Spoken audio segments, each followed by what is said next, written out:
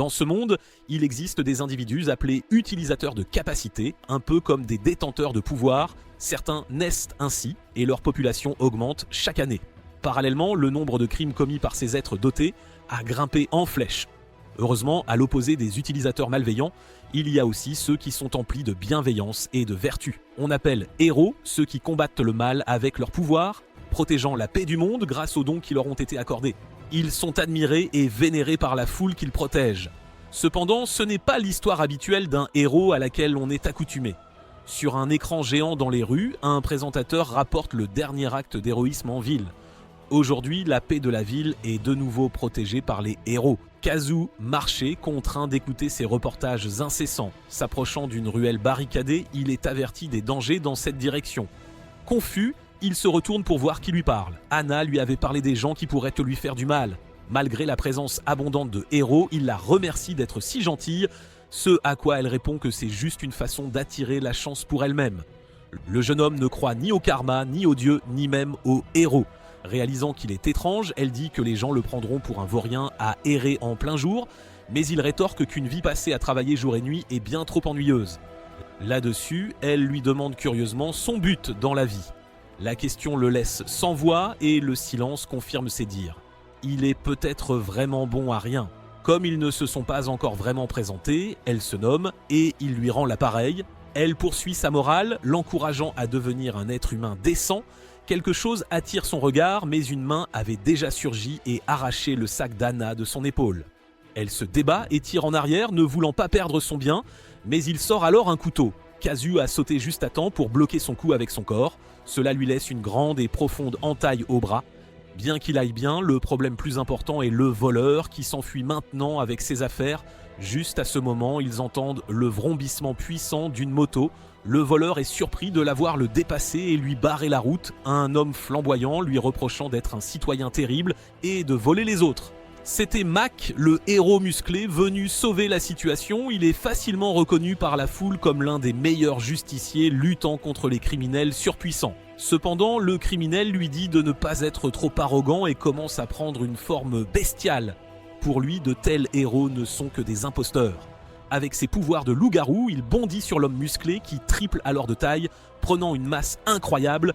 Saisissant sa tête d'une seule main, le puissant héros écrase le malfaiteur sur le trottoir et lève le poing en signe de triomphe, symbolisant une nouvelle victoire pour la justice. Pendant que tout cela se passait, Hana s'inquiétait toujours de la blessure de Kazu. À sa surprise, la plaie s'était déjà refermée. C'est sa capacité, bien qu'elle ne soit pas d'une grande utilité, sauf pour devenir un bouclier humain. Alors qu'il minimisait son pouvoir, Mac s'approcha et le qualifia de véritable héros. En fait, il est si impressionné qu'il les invite chez lui pour un repas gratuit. Elle croit que sa gentillesse portait enfin ses fruits. Bien qu'il joue le jeu, la réaction de Kazu était bien moins enthousiaste. Les deux arrivent à une somptueuse demeure comme promis. Là, on leur servit un délicieux dîner et ils échangèrent quelques mots avec le héros. Hana bavait littéralement devant les plats, on lui dit donc de ralentir et de savourer autant qu'elle le souhaite. Cependant, sa vision commença soudainement à se brouiller et à s'estomper. La pauvre fille n'avait aucune idée de ce qui se passait, mais ses paupières devinrent progressivement lourdes jusqu'à se fermer complètement. Elles s'ouvrirent plus tard, ramenant sa conscience, mais elle hurla de choc en réalisant qu'elle ne pouvait plus bouger. Mac lui sourit d'un regard lubrique, disant que c'était l'heure du plan et ajoutant que personne ne viendrait, peu importe à quel point elle crierait fort. Alors qu'il se rapprochait d'elle, elle se demanda comment un héros pouvait faire une telle chose. Son regard effrayé était irrésistible pour lui, surtout quand elle pleurait et suppliait qu'on vienne l'aider. Tout espoir semblait perdu jusqu'à ce qu'une silhouette familière donne soudain un coup de pied à Mac au visage. Malgré sa masse, le coup l'envoya rouler sur le sol. Il regarda autour de lui, incrédule et en colère. Tout ce qu'il voyait si pour l'instant était une silhouette sous le clair de lune. Hana pense que c'est un vrai héros, mais ce n'est que Kazu, le vaurien bon à rien. Le héros maléfique ne comprend pas comment il est éveillé malgré le sédatif qu'il a ingéré. Libérant la jeune fille, il dit qu'il ne l'a jamais fait et a simplement fait semblant d'être sous ses effets. C'est une révélation choquante et les victimes n'arrivent toujours pas à croire qu'un héros commettait de telles atrocités. Croire à un tel conte de fées à ce stade n'était que pure folie. Alors qu'elle s'accroche au fait qu'il l'a vraiment sauvé plus tôt, Kazu se charge de lui montrer le vrai visage de ses idoles. L'idée qu'un héros soit un allié de la justice est une imposture totale, propagée par le peuple et les médias. Pour prouver le contraire, il défonce un mur et révèle plusieurs autres personnes, toutes manifestement victimes et retenues captives. C'était horrible. Les utilisateurs de capacité ne sont ni des dieux ni des saints, mais des gens avec quelques ordures parmi eux.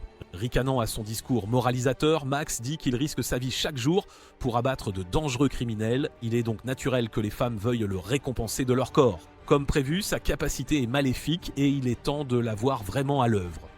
Kazu s'élança et frappa le corps de l'ennemi avec une lame, mais elle n'égratigna même pas sa peau dure. En guise de représailles pour cette erreur stupide, Mac déchaîne un puissant coup de poing qui l'envoie s'écraser contre un mur. Le voyant tomber, le héros rit à l'idée qu'un jouet aussi insignifiant puisse le blesser. Il connaissait aussi la capacité du jeune homme, mais se demanda à quoi elle servirait et lui enfonça la lame dans la main. Kazu hurla de douleur, puni d'avoir pensé qu'un humain de bas niveau comme lui pouvait s'opposer à lui. Bien que cela puisse être vrai, c'est aussi un fait que les héros ne sont que des ordures. Heureusement, il est la personne idéale pour s'occuper de tout cela. Le liquide écarlate s'écoulant de ses blessures commença à durcir et se transforma en arme faisant partie de son pouvoir. Formant une lame et couvrant son visage, il révéla enfin sa véritable capacité. Mac est imperturbable, croyant que le garçon n'a toujours aucune chance contre lui. Cependant, la prochaine entaille lui transperce profondément la poitrine cette fois. Il n'arrivait pas à y croire. Il devrait être impossible pour un héros comme lui de perdre. Poussé par la fierté, il attrape et serre fermement le bras de son adversaire et le balance pour lui fracasser la tête au sol. Juste à ce moment, des dents acérées s'enfoncèrent dans son épaule, perçant profondément sa chair. Ses genoux heurtèrent le sol, impuissant, incapable de faire quoi que ce soit, tandis que Kazu le fixait d'un air menaçant. Il supplia pour sa vie, mais le jeune homme n'avait de toute façon aucune intention de la prendre. Entendant cela, Mac le considère comme un fou et tente de lancer une attaque sournoise, mais son faible point est attrapé avec facilité. Son pouvoir ne fonctionnait plus et il avait complètement perdu ses gros muscles, disant qu'il n'utiliserait plus jamais sa capacité. Kazu brise le bras de l'homme maigre. Plus tard, le héros était assis là, tremblant, impuissant, et reconnut le pouvoir impossible qui appartenait au légendaire seigneur vampire. L'ignorant et répondant à la question précédente d'Anna sur son but, l'anti-héros marcha vers son ennemi et lui asséna un coup de poing en plein visage. Ils disparaîtront du monde car il vit pour effacer leur existence même de ses propres mains. Kazu rapporte que la cible a été éliminée et que Mac était aussi dégoûtant que les autres. Il ne l'a pas tué, mais sans ses capacités, ses jours de héros sont terminés. L'homme au téléphone n'arrivait pas à croire qu'il puisse prendre les capacités des autres, mais une explication à cela pourrait lui coûter la vie. Poursuivant, le jeune homme confie qu'il n'a toujours pas trouvé ce qu'il cherche. Maintenant, ils doivent juste régler les choses de proprement des deux côtés, car ils doivent quitter les lieux bientôt. Après tout, rester trop longtemps au même endroit ne leur fera aucun bien. Après avoir demandé une chambre et terminé l'appel, l'épuisement s'est finalement installé et il est tombé à genoux, manquant de s'évanouir d'avoir trop forcé pendant la bataille. Une voix intérieure le traite de fou de ne pas avoir drainé les ennemis alors qu'il devrait les vider de leur substance. Il soutient qu'annuler leur pouvoir est suffisant, à moins qu'il ne veuille être une ordure comme eux. Bien qu'il soit autorisé à s'en tenir à ses idéaux, Rascal lui rappelle son unique véritable but, dont il est bien conscient. Sur ce, il se relève malgré la douleur. La personne qu'il cherche n'est pas là non plus, et il ne peut s'empêcher de se demander où était Seiya. Il y a 3 ans, il était chez lui, tandis que sa jeune sœur lui montrait joyeusement son nouveau tour. Elle était indéniablement douée avec ses capacités, et à un si jeune âge, la fille voulait grandir vite et devenir une héroïne, tout comme son père. Kazu lui sourit, disant qu'elle était complètement différente de lui. Refusant la comparaison, elle s'accrocha et le convainquit de rejoindre leur voie, mais il doutait qu'une capacité aussi simple que la sienne puisse même rivaliser. Elle refusa de l'accepter, le qualifiant de gentil et assez fort, mais il savait qu'il ne pouvait pas être un héros avec une capacité si faible. Finalement, elle ne put rien dire. Sa tristesse étant manifeste, il dit qu'il est plus que content d'avoir une petite sœur dont il peut se vanter. Leur jour était rempli de rires, mais une nuit, Kazu se leva de son lit après avoir entendu des coups proches. Le bruit se rapprocha bientôt et le corps de son père finit par s'écraser à travers la fenêtre. Malgré les éclats, le vieil homme roula sur le sol dur, battu à moitié mort par les intrus. Un autre homme entra, impressionné par l'habileté et la persévérance du héros malgré son âge avancé. Kazu hurla et demanda s'ils étaient des criminels dotés de capacités, mais on lui répondit qu'ils étaient des héros, tout comme son père. Tandis que le garçon peinait à comprendre, une Saya hébétée entra dans la pièce, réveillée par tout le bruit. Elle est choquée de voir la destruction qui s'ensuivait. Refusant qu'elle devienne une victime, le père de Kazu lui dit de s'enfuir avec sa sœur. Il se tourna vers ses ennemis et demanda ce qu'il était advenu de leur fierté de protecteur. Où était passée la justice en eux? Ils méprisent cette justice et soutiennent que le vieil homme était dans cette situation à cause d'elle. On dit alors aux enfants de ne jamais devenir des héros, car ceux de cette ère sont pourris jusqu'à la moelle. Ignorant leurs expressions stupéfaites, il utilise sa capacité et imprègne sa main du pouvoir de la lumière. Il dit à ses enfants de vivre des vies honnêtes et charge son ennemi, mais une main impitoyable lui transperce la poitrine, le tuant sur le coup. Kazu hurla à cette vue. D'autre part, l'homme invoqua des flammes bleues dans sa paume, visant à brûler les gamins jusqu'à ce qu'il ne reste plus la moindre preuve. Son pouvoir ne s'éteint pas tant qu'il n'a pas réduit sa cible en cendres. Juste à ce moment, il est interrompu et frappé par une étrange lumière. Voir Saya utiliser un tel pouvoir à un si jeune âge pique son intérêt. Elle haletait déjà d'épuisement, mais son talent pur et son potentiel pourraient la rendre utile bientôt. La petite fille est assommée et emportée malgré les cris de son frère. Il ne pouvait rien faire pendant que les héros emmenaient Ga, sa sœur. Il s'accrocha à leurs jambes et hurla, mais fut impitoyablement repoussé et projeté contre le mur dur. Puisqu'il est si inutile et faible, il devrait au moins être éliminé rapidement. Les flammes bleues engloutirent par son corps, prêtes à le réduire en cendres calcinées, tout cela au nom de la justice. Kazu ne pouvait accepter ce qui se passait. Son père, toujours si gentil, venait de mourir d'une mort insensée et même sa sœur bien-aimée lui avait été enlevée. Toujours en feu, il maudit les héros et jura de ne jamais leur pardonner. La vengeance allait bientôt arriver. Rascal aimait le feu dans son cœur. Entendre la voix du vampire pour la première fois surprit le garçon et il regarda autour de lui pour voir d'où elle venait. Venait-elle du bureau de son père ? Parmi les livres et dossiers soigneusement rangés, une énergie sinistre émane. Juste à l'intérieur des tiroirs se trouvait une boîte cachée, entièrement recouverte de liens chamaniques. Il les déchira et l'ouvrit sans hésiter. Un crâne lui parla, se présentant comme un seigneur vampire que les humains craignaient le plus autrefois. Comme pour beaucoup d'autres choses, Kazu n'arrivait pas à croire ce qui se passait. Il y avait un vampire légendaire qui terrorisait l'humanité il y a tout juste un siècle. Les héros auraient dû le détruire. Alors pourquoi son corps était-il dans le bureau du père ? Apparemment, les restes avaient été placés sous la garde du héros le plus fort de l'époque. Le vampire lisait dans ses pensées et fut réveillé par la puissante soif de vengeance brûlant en lui. Il ne pouvait le nier, surtout en se souvenant de sa famille. Même après 100 ans, la détermination de Rascal n'avait pas faibli d'un iota. Maintenant, le garçon a le choix de se lamenter et de mourir piteusement, ou de prendre les restes du vampire et de devenir un vengeur. Kazu sait qu'il ne devrait pas faire confiance à ses mots, mais il cherchait la force. Ainsi, il prit les os dans ses mains et consomma lentement les cendres, morceau par morceau. Avec cela, le pacte fut scellé et leur connexion finalisée. Le garçon reçoit le pouvoir de détruire les misérables héros et tout ce qu'il a à faire est d'atteindre ses ennemis et de leur donner leur fin. À cause du vampire, son apparence changea et il jura de tuer chaque héros du monde. Kazu marcha vers sa nouvelle maison, déçu de n'avoir toujours pas trouvé de signe de Saya. L'appartement était aussi simple que possible, mais il ne comptait pas y rester longtemps de toute façon. Juste à ce moment, sa voisine sortit de chez elle et accueillit le nouveau venu d'un ton timide. Il se figea sous le choc. Devant lui se tenait une femme qui ressemblait trait pour trait à sa sœur disparue. Informée à l'avance et s'attendant déjà au nouveau voisin, la femme se présente comme Leila et lui demande son nom. Bien qu'encore troublé, il parvient à répondre, ce à quoi elle réagit par un sourire chaleureux. Elle ressemble tellement à Saya, mais il est impossible que ce soit la même personne. On lui demande s'il y a quelque chose sur son visage car il continue de la regarder. Le frère nostalgique se ressaisit et dit qu'elle ressemble à quelqu'un qu'il connaît. Cela mis à part, elle remarque quelque chose dans la rue. Un tas de voitures de police défilaient à toute vitesse, probablement à cause d'un utilisateur de capacité à proximité. Heureusement, il y a beaucoup de héros en ville qui pourraient s'en occuper. Il lui déconseille de trop compter sur eux, surtout compte tenu des événements récents. Elle sait exactement de quoi il parlait, car l'autre jour, les crimes odieux de Mac ont été révélés et rapportés à la ville, à la télévision publique. Dans tous les cas, mieux vaut prévenir que guérir. Avec un sourire rassurant, Leila promet de courir dans sa chambre au cas où il lui arriverait quelque chose, réitérant qu'elle est tout à fait sérieuse quant à veiller l'un sur l'autre. Après avoir accepté son offre, il la regarde poursuivre sa journée, décidant silencieusement de mener une petite enquête. Les étudiants remplissaient tôt les rues alors que la journée scolaire allait commencer. Kazu suivait discrètement sa voisine, observant pour voir quoi que ce soit de suspect. La regardant toujours à l'intérieur de l'école, il note quelques points, mais il n'y a pas de signaux d'alarme à signaler jusqu'à présent. Cela dit, il ne peut s'empêcher de penser à Saya chaque fois qu'il la voit sourire. Plus tard, elle marchait avec une autre étudiante qui s'excusa de la déranger avec ses problèmes, tout en l'assurant que ce n'était pas un dérangement du tout. Elle tombe finalement sur un homme d'apparence costaude, demandant pourquoi il avait été appelé et qui était la fille à côté de l'étudiante.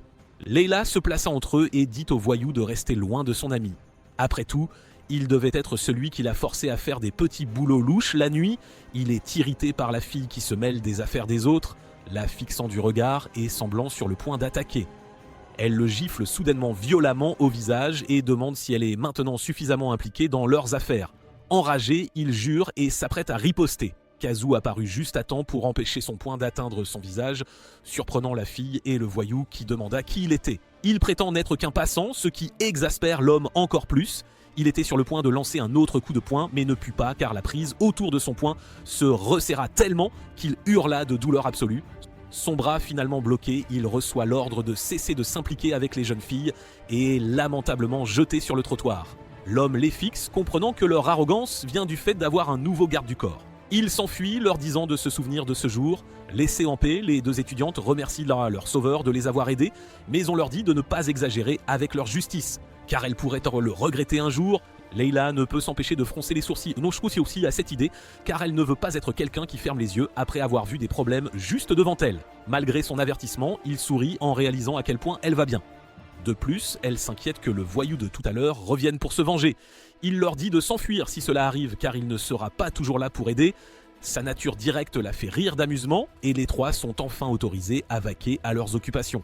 Pendant ce temps, au quartier général du groupe Gokukan, le voyou de tout à l'heure maudissait les gamins qu'il avait embêtés cet après-midi. Balayant le bureau du regard, il est surpris de voir Ace, un jeune héros montant en grade. L'homme charismatique le fixait en retour quand une main ferme lui saisit soudain l'épaule.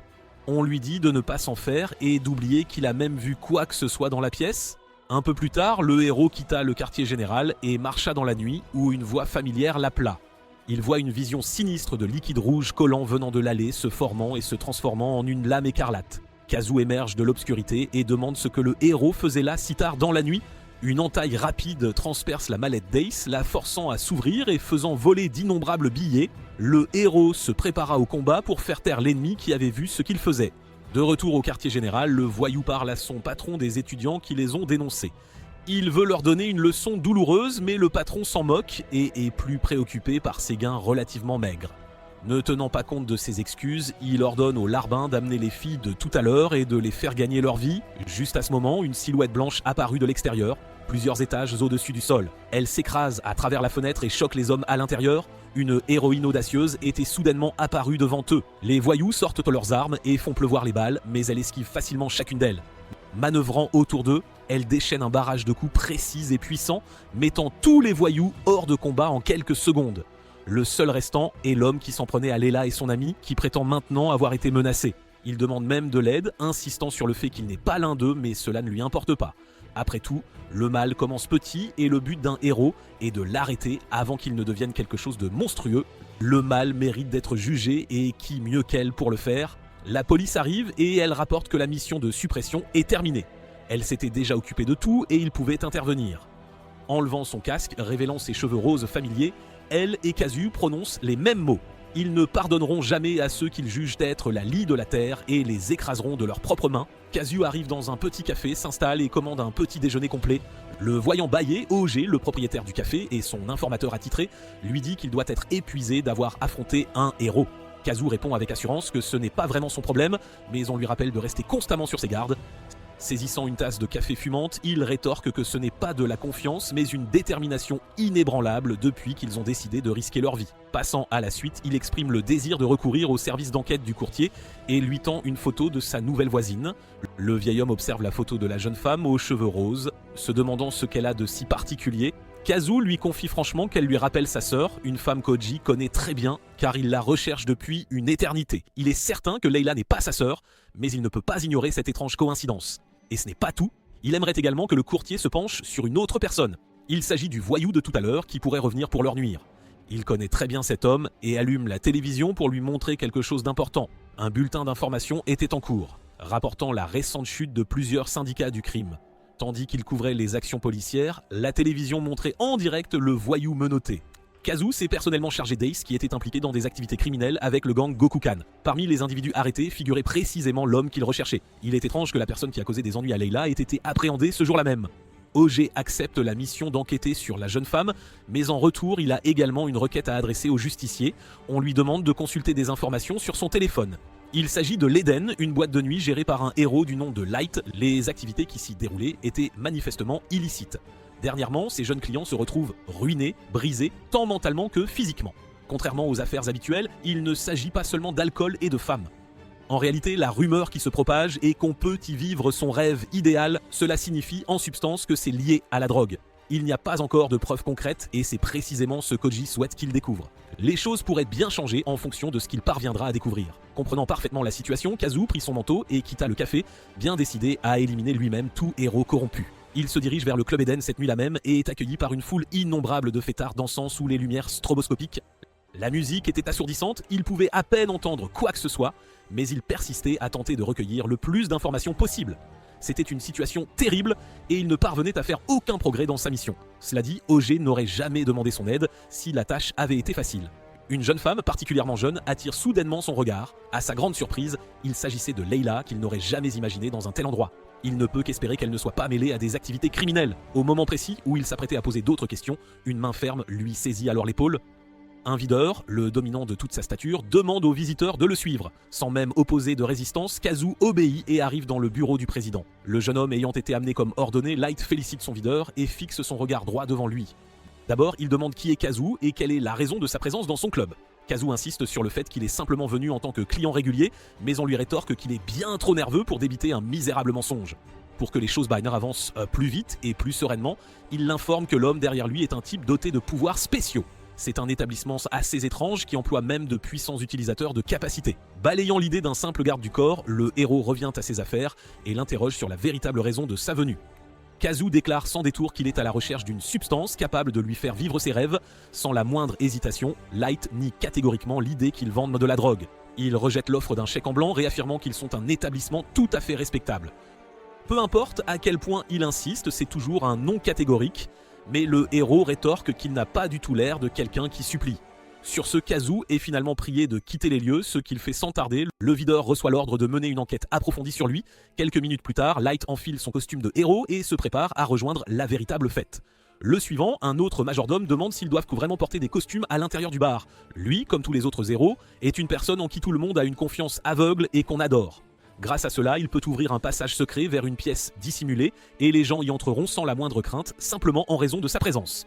Descendant plus profondément dans son club, il atteint les portes d'une salle VIP et salue chaleureusement toutes les personnes qui attendaient de son arrivée. L'endroit était saturé de fumée, provenant des invités sous l'emprise de substances qui se prélassaient nonchalamment.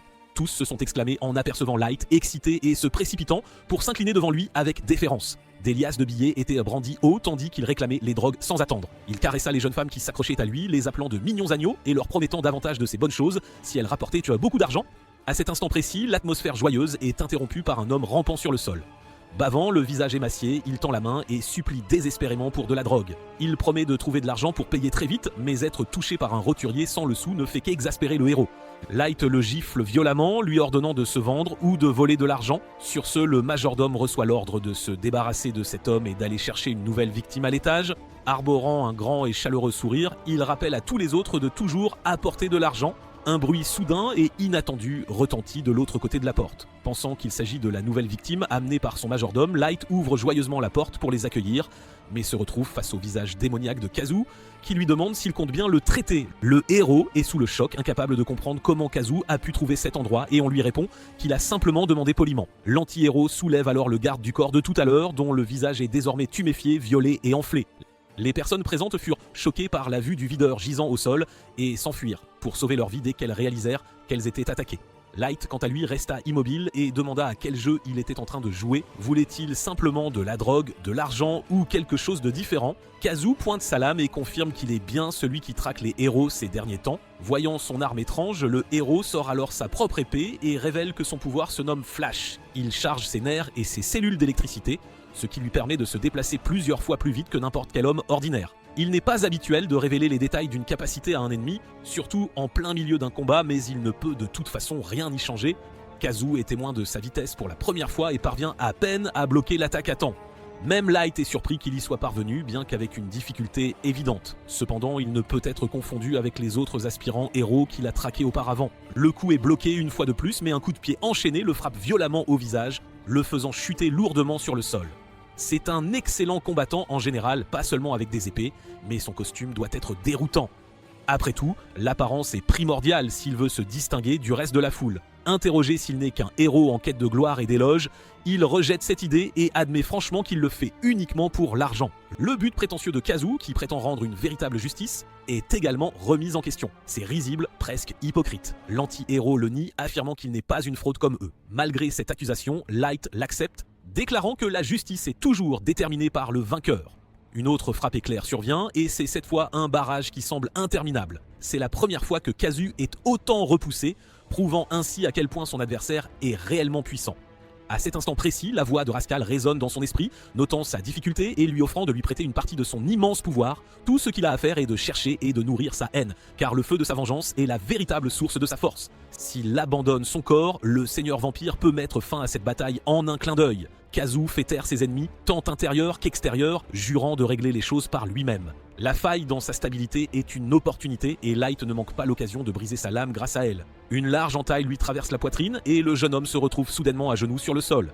Ses blessures ne coagulaient plus et il ne pouvait plus maintenir son pouvoir. C'est vraiment dommage qu'il ait gaspillé un tel talent pour s'opposer à lui, alors qu'il aurait sûrement fait un héros des plus puissants. Kazu rétorque que ce n'est pas du talent qu'il possède, mais une obsession. L'obsession de faire tomber ses soi-disant héros. Il a avalé chaque humiliation et a rejeté son humanité pour perfectionner son propre corps.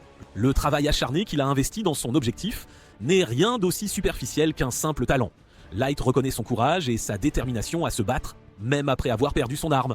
En réponse, il lèvera sa lame et tranchera lui-même cette obsession. Aussi tranchante que soit son épée, le héros ne parvient pas à la retirer de sa cible, qui utilise sa propre blessure pour l'empêcher de s'échapper. Grâce à cela, Kazu est libre de le frapper violemment au visage et de le forcer à lâcher son arme également. Light est d'abord confus, mais il réalise que son adversaire a risqué de perdre son bras juste pour parvenir à ses fins. Il s'en fiche, bien sûr. Si la perte de membre effraie quelqu'un, alors cette personne ne devrait même pas se battre. Une petite coupure n'est rien comparé à la douleur qu'il a ressentie en ce jour tragique. Cela dit, il faisait le dur pour quelqu'un qui était sur le point de s'effondrer. Il ne peut même pas empêcher sa blessure de jaillir, ce qui signifie que sa capacité est hors service. En revanche, sa vitesse éclair est toujours aussi vive et, comme mentionné, il est puissant, même sans armes. Light chargea, sachant pertinemment ce que son ennemi cherchait à faire. Il va probablement viser un contre-coup de poing dès qu'il sera assez proche, alors il va lui ôter cette opportunité en esquivant rapidement dès qu'il aura porté un coup. La frappe atteint la tête de Kazu comme prévu et il était temps de disparaître en un clin d'œil. Cependant, il découvre qu'il est immobilisé. Il secoue son bras et lutte, incapable de retirer son poing de la tête de sa cible. Comme précédemment, l'anti-héros utilisait son pouvoir comme un adhésif, s'accrochant fermement à sa main. Cela laisse Light vulnérable à un autre coup de poing puissant, assez fort pour l'envoyer s'écraser violemment contre le mur. Il est presque mis KO. Kazu avait laissé sa blessure saigner exprès afin de l'attirer et de le pousser à baisser sa garde. Alors que le corps du héros étincelait encore de pouvoir, sa respiration devint de plus en plus haletante. Comprenant enfin l'obsession de son adversaire, il s'est finalement relâché et a complètement perdu connaissance. Quelques heures plus tard, la police est arrivée au Club Eden et a été surprise de découvrir une véritable fumerie de drogue juste sous le bar d'un héros. Leila était de nouveau présente, incapable de croire qu'un héros puisse tomber si bas. Cependant, une affaire bien plus importante se présentait. Elle sait pertinemment que Light n'est pas un novice au combat, ce qui signifie que l'ennemi est considérablement puissant. Il est vrai que les héros sont louches, mais cela confirme qu'il y a quelqu'un qui les traque activement. Malheureusement, elle ne peut pas permettre qu'une personne aussi dangereuse se promène librement dans les rues. Elle doit donc prendre les choses en main et l'appréhender elle-même. Le combat tumultueux contre Light a laissé Kazu avec de nombreuses blessures, à tel point que Rascal se moque de lui et lui dit qu'il devrait simplement tous les massacrer. Cependant, le jeune homme est bien décidé à laisser ses ennemis en vie. S'il confie simplement son corps au vampire, il pourra assouvir sa vengeance sans le moindre effort. Il en a assez d'écouter ses provocations et compte bien continuer à utiliser son pouvoir, mais on lui rétorque qu'il ne peut même pas l'utiliser pleinement, même après tout ce temps. Irrité, Kazu frappe et brise son miroir et on lui rappelle qu'il peut l'appeler à tout moment. S'il venait à changer d'avis, il repense aux paroles du Seigneur. 2 ans auparavant, il était dans les bois et s'entraînait avec ses nouvelles capacités. Il se concentrait sur le maintien de la forme de son sang. Pour commencer, il invoque une petite dague dans ses paumes, mais le simple fait de la serrer suffit à lui faire perdre sa forme. Rascal se moque de lui pour son incapacité à créer une arme décente, alors que cela fait déjà 6 mois qu'ils se sont rencontrés. Amusé, il propose d'envoyer les héros à leur perte de ses propres mains, rejetant catégoriquement cette offre. Kazu l'interroge sur les pouvoirs de vol de capacité dont il lui a parlé. Ceux dont il suce le sang perdent ses pouvoirs, c'est d'ailleurs pourquoi on l'appelle le vampire calamité. Il ne peut pas utiliser précisément ce qu'il prend, mais cela devient en fait une nourriture essentielle pour son corps. Une fois drainé, une personne perd complètement son pouvoir. En réalité, c'est assez amusant de voir les visages des héros paniqués lorsqu'ils réalisent ce qui est en train de se produire. Il peut dire ce qu'il veut, mais si Kazu ne parvient pas à contrôler ses nouvelles compétences, il ne pourra pas combattre les héros et sauver Saya. Épuisé par la simple matérialisation de la dague, il perd connaissance et s'effondre face contre terre. Plus tard, il découvre quelques enfants qui le regardent, inquiets de son état. Il se relève pour l'instant, pensant qu'il a dû être assommé par un surmenage intense. Les enfants lui offrent de l'eau à boire et lui demandent donc s'il est une sorte de héros.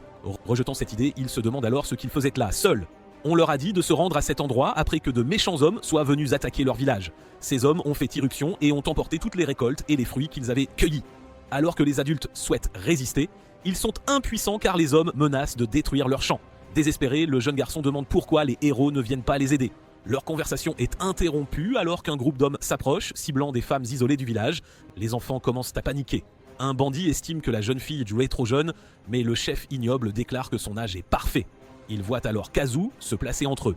Désireux de l'écarter de leur chemin, l'un d'eux pose sa main sur le sol et fait jaillir des plantes du sol. Bien qu'elles fussent petites au début, la plante s'est transformée en un être dangereux qui projetait des balles de graines sur ses cibles. L'une d'elles parvient à frapper et à blesser le jeune homme qui faisait office de gardien pour les enfants.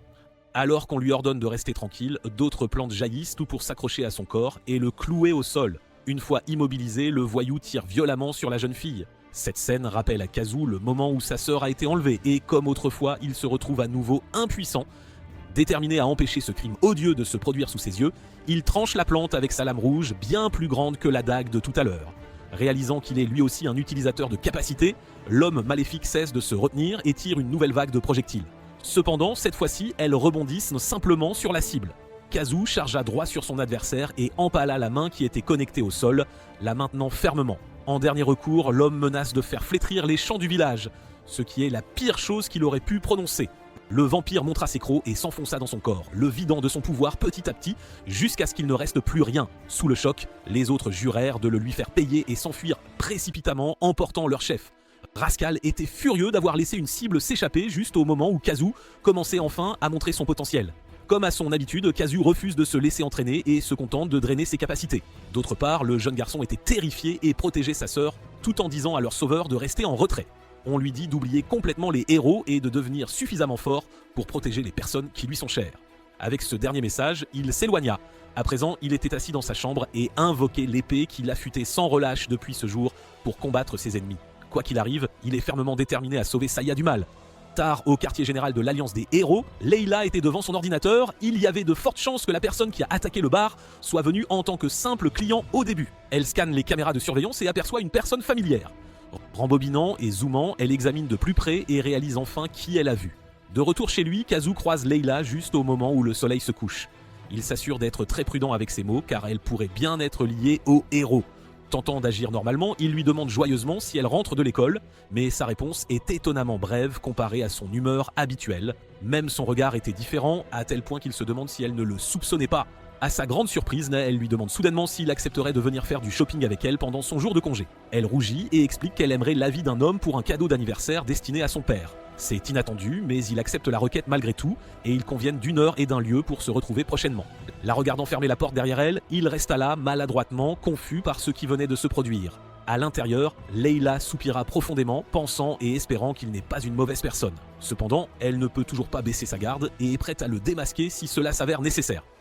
Le week-end de leur rencontre arrive et elle apparaît vêtue d'une jolie et délicate tenue. Avec ce look, Kazu se souvient encore plus intensément de Saya. Réalisant qu'il la fixe du regard, il balaye cela d'un revers de main et dit qu'elle est mignonne, la faisant se demander s'il la drague si ouvertement. Le jeune homme le nie timidement, mais elle plaisante heureusement et l'entraîne pour commencer leur virée shopping. Il déambule dans le centre commercial bondé. Il essaie un tas de choses et l'aide même à choisir quelques vêtements à acheter pour elle-même. C'est une journée plutôt amusante et légère que tous deux apprécient pleinement. En dégustant une glace au parc, elle le remercie de l'avoir aidé à choisir le cadeau parfait. Il ne ressemble pas à un méchant à ses yeux, mais pourquoi ses yeux étaient-ils si solitaires ? Après avoir balayé cette pensée pour l'instant, elle voit quelqu'un jeter une cigarette par terre et leur crie soudainement dessus. Un groupe de délinquants à l'allure costaud se retourne, mais elle ne recule pas et leur ordonne de ramasser la cigarette qu'ils ont jetée. Ils refusent d'écouter une petite fille qui les réprimande, la faisant trembler de colère. Comme il s'agit également d'un parc destiné aux enfants, elle retire sa main, prête à rendre justice avec ses propres poings. Ayant une idée de ce qui allait se produire, Kazu arrêta son poing et s'avança, la faisant se demander si une capacité le rendait si confiant. C'était enfin sa chance de voir ce qu'il était capable de faire. Pour lui donner une leçon et l'empêcher de se pavaner, un homme lance un coup de poing, mais le rate largement lorsqu'il esquive sur le côté. C'était l'occasion parfaite de lancer un contre. Cependant, il glisse sur de la glace tombée par terre et s'étale sur les fesses. Ils se moquent de sa pathétique tentative d'héroïsme, mais on leur dit de regarder derrière eux. Les rires cessent lorsqu'ils réalisent que des policiers les observaient. Pendant que les autorités s'en occupaient, Leila a aidé Kazoo, qui était mort de honte à cause de cette glissade si peu glorieuse. Elle soutient qu'elle est simplement reconnaissante pour l'intention et pour son aide au shopping. Cette fois, c'est lui qui a une faveur à demander, mais il s'agit simplement de l'aider à acheter un nouveau pantalon, car le sien a été souillé par la glace sur laquelle il est tombé. Sa maladresse le fait rire. Plus tard, les deux rentrent chez eux et se remercient mutuellement pour tout ce qu'ils ont fait. Au final, tout s'est déroulé sans le moindre problème, mais elle a encore quelque chose qu'elle souhaite lui demander avant de se séparer. Il s'ouvre joyeusement, mais son sourire est remplacé par une expression choquée lorsqu'elle lui demande s'il était au Club Eden il y a seulement quelques jours. Avant qu'il ne puisse répondre, son téléphone a émis une notification, alors elle a fouillé dans son sac pour le trouver. Son regard restait toujours en attente. Finalement, elle lui demande sans détour s'il est un héros. Leila s'inclina en s'excusant et admit qu'elle pensait que Kazoo était un vilain qui traquait les héros. Il est surpris par cette idée, alors elle s'excuse à nouveau d'avoir eu un malentendu aussi ridicule. Soudain, elle sentit une énergie sinistre alors qu'il se penchait vers elle, mais il lui tapota juste la tête et la rassura que ce n'était pas un problème. Réchauffée par sa nature bienveillante, elle sourit, impatiente de devenir de bons voisins. Il la regarda partir, répétant silencieusement ces mots. Plus tard, il se rend au café habituel. OG était sur le point de fermer, mais réalise qui est son invité. Kazoo l'interroge sur sa requête. Il n'a rien trouvé de concluant sur Leila et on aurait dit que toutes les données la concernant étaient fabriquées. En fait, il pourrait avoir une meilleure idée puisqu'ils ont passé une journée entière ensemble. Elle le soupçonnait d'être un méchant. Heureusement, les voyous qu'ils avaient remplacés plus tôt ont fait une excellente performance et ils ont essentiellement fait leur travail et dissipé ses soupçons. Il n'est toujours pas sûr de la raison, mais son expression a changé tout d'un coup. Après vérification, Airo fut attaqué et gravement blessé vers midi. Étant avec elle toute la journée, il ne pouvait pas être l'agresseur. Leila fut donc assurée de son innocence. Il ne doit pas baisser sa garde et surtout, ne pas croire qu'elle puisse remplacer sa sœur. Bien conscient, il est prêt à l'éliminer si jamais elle se met en travers de son chemin. Hochant la tête avec assurance, IJ lui tend un dossier sur leur prochaine cible. Son nom est Rian, aussi connu sous le nom de Caméléon, soupçonné de fabriquer les drogues. L'enquête montre que la piste des médicaments mène à un héros, ce qui la ramène à elle. Kazoo infiltre leur centre de recherche, se faisant passer pour un concierge afin de vérifier la cible et sa compagnie pharmaceutique. Il passe devant le garde qui le regarde à peine alors qu'il le remercie pour son service. La prudence était impérative car il semble y avoir quelqu'un d'autre que lui qui cible les héros. En regardant l'emplacement de la cible, il passe devant un autre chercheur qui se retourne soudainement, une seringue à la main. L'homme essaie de la lui enfoncer dans l'épaule, mais Kazoo l'attrape facilement et le repousse d'un coup de pied. Il recule pour prendre ses distances. Interrogé sur ce qu'il fait, il dit qu'il manquait de sujets d'expérimentation et qu'il est venu en prendre un. Avec sa confirmation que ce n'est pas une entreprise légitime, le vampire invoque son épée, mais son identité d'utilisateur de pouvoir ne fait qu'exciter le chercheur, qui veut un sujet précieux. Voyant son bras se transformer en appendice bestial, Kazoo réalise qu'il doit être neutralisé même s'il n'est pas la cible principale.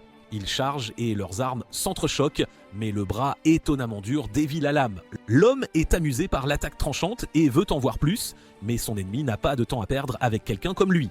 Chargeant imprudemment, Kazoo balance son arme et se retrouve bloqué à nouveau. Cependant, ce n'est pas le même mouvement car il liquéfie soudainement son arme, la laissant éclabousser le visage du scientifique. Il profite de l'ouverture offerte par l'attaque surprise et tourne autour de son ennemi pour lui bloquer les membres par derrière. Ses mouvements complètement arrêtés, il était libre de lui retirer ses capacités. Kazoo ouvrit ses mâchoires et enfonça ses dents dans les épaules de l'homme, le vidant de chaque goutte de son pouvoir. Alors qu'il tombait au sol, mou et immobile, il y avait un autre utilisateur de pouvoir dans l'installation. Un homme fut soulevé du sol par le coup, suppliant d'être relâché, mais elle n'avait aucune intention de libérer un humain dégoûtant si facilement. Elle le jette au sol et le projette contre le mur d'un coup de pied. Juste à ce moment-là, ses oreilles se dressèrent, entendant un autre intrus à part elle. Peu importe qui ou ceux qu'ils sont, Sarah était confiante que quelqu'un d'aussi belle qu'elle pourrait facilement nettoyer la racaille du monde. Ryun poursuivit son travail de recherche comme d'habitude, quand un assistant de laboratoire fit soudainement irruption, apportant le sujet de test qu'il devait collecter.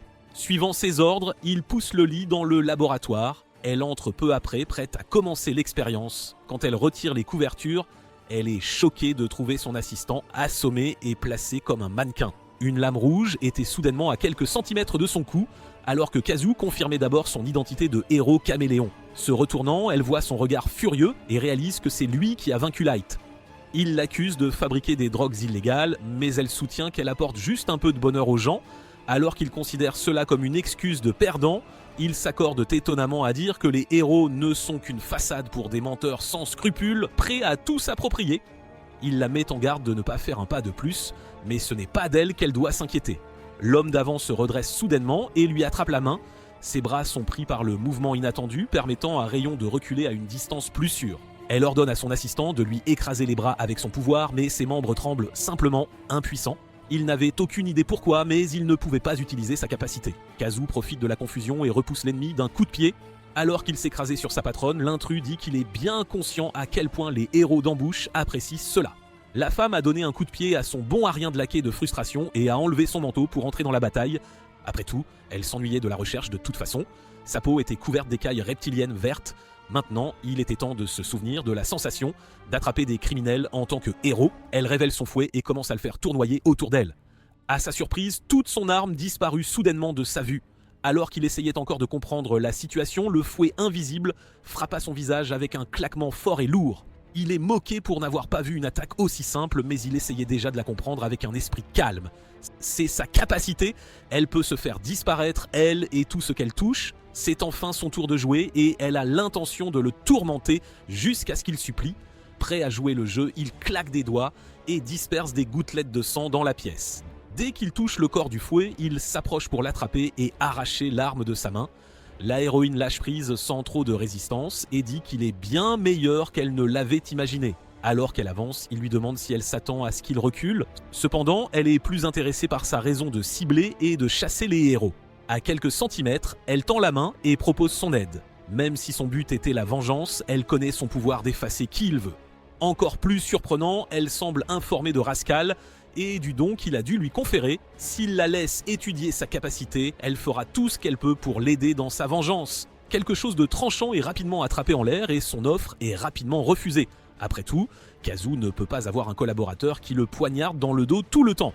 Qu'il remarque le second fouet ne faisait pas partie de son plan, alors elle l'a rapidement lâché et s'est enfuie à nouveau. Elle sera pardonnée quoi qu'il arrive car c'est ce que signifie être un héros. Ils savent tous les deux qu'il est épuisé et ne gagnera pas un combat prolongé. Cependant, un pied a soudainement traversé le mur et a interrompu leur combat. Une silhouette familière parla de l'autre côté, s'excusant de s'être immiscée dans leur vilaine machination. Invitée à se révéler, Sarah entra dans la lumière avec un sourire hautain et confiant, disant que la belle elle est arrivée pour faire le ménage. Alors qu'une femme était assise sur un banc de parc, visiblement troublée, une autre passa et s'assit à côté d'elle, voulant entendre son histoire. Apparemment, son fiancé s'était porté volontaire pour un essai de drogue de héros et n'avait pas encore repris connaissance. Selon la compagnie et le héros, c'est sans rapport et ils ne sont en aucun cas responsables. Le public ne la croira pas non plus, surtout face à un héros. Éprouvant de la pitié pour elle, Sarah se lève pour confirmer les faits et promet de les nettoyer si nécessaire. La femme est surprise de trouver quelqu'un qui la croit. C'est ridicule de penser qu'un héros ne fera rien de mal. Après tout, la seule chose qui est toujours juste dans le monde est sa beauté. Après avoir suivi cette piste, elle est maintenant arrivée au laboratoire de recherche pour les nettoyer comme promis. C'était un scénario déroutant pour les deux qui ne s'attendaient pas à ce qu'un autre utilisateur de pouvoir apparaisse soudainement. Kazu se souvient des nouvelles d'un autre héros attaqué alors qu'il faisait du shopping avec Liela. Il fait le lien et réalise que ce doit être elle. Quoi qu'il en soit, les invités non invités n'étaient rien d'autre que des intrus indésirables pour Ryun. Sarah surveille la situation et fixe ses yeux sur sa cible originale. Il y a un autre utilisateur de pouvoir, inattendu mais une bonne opportunité. Ayant l'intention de se débarrasser du faible en premier, elle se déplace avec une vitesse incroyable et rebondit de mur en mur, finissant par bondir sur Kazu. Il l'esquive d'abord et décide de ne pas montrer de pitié à quelqu'un qui l'attaque. Son pied frappe ses mains avant qu'il ne puisse finir son coup, le forçant à lâcher son arme. Elle tourne et repousse son corps sans défense d'un coup de pied, mais voyant qu'il tient bon sans tomber, elle réalise qu'il n'est pas une simple proie. Les mouvements de la femme léopard sont bien trop irréguliers pour être lus. Pendant ce temps, Ryun a conclu que les deux intrus ne devaient pas être des alliés. Si elle reste cachée, ils s'élimineront mutuellement et elle pourra juste achever celui qui reste. Cependant, Sarah la voit disparaître avec ses pouvoirs. Elle est peut-être un caméléon, mais la bête ne la laissera pas s'échapper si facilement. Son prochain coup de pied est vif et puissant, à tel point que son talon s'enfonce profondément dans le mur. La chercheuse est stupéfaite, incapable de comprendre sa force et sa précision. Pendant ce temps, l'attaque de Brouillard est simplement raillée. Ryun croit que ce doit être ses oreilles. Étant donné sa capacité, la femme utilise probablement son ouïe aiguisée pour suivre ses mouvements. L'autre ne bouge pas, probablement méfiant de son invisibilité car il l'a déjà expérimenté. Ainsi, elle se révèle et demande à la nouvelle venue si elle aussi cherche à se venger d'un héros. Ce n'est pas trop évident, mais c'est assez proche. Elle ne supporte pas les héros et est une alliée des impuissants qui ont besoin de justice. L'argent ne fait même pas partie de l'équation, alors on lui demande si elle est une autre qui prétend rendre la vraie justice. Sarah admet que ses raisons ne sont pas si profondes et qu'elle déteste juste les choses laides, surtout les héros laids noyés dans la cupidité et qui n'ont pas leur place dans son beau monde. Ryun la considère comme une folle, mais une qui lui a fait gagner assez de temps. Elle appuie sur un bouton au mur et déclenche une alarme stridente. C'est tout, mais le bruit rendra impossible d'entendre ses pas tout en étant invisible. La chercheuse tourne autour de sa cible, visant à lancer une embuscade par derrière. Ils regardèrent autour d'eux, ne sachant pas où l'ennemi était allé cette fois. Ryun voit sa chance et la saisit en frappant Sarah, mais est douloureusement punie d'un profond coup de pied dans le ventre. Elle est projetée contre le mur, incapable de comprendre comment ses pas ont été discernés. Ce n'était pas le son que la femme léopard traquait, mais son odeur qui dégageait exceptionnellement une puanteur laide et vulgaire. Battue et incapable de bouger, Ryun tombe inerte de défaite.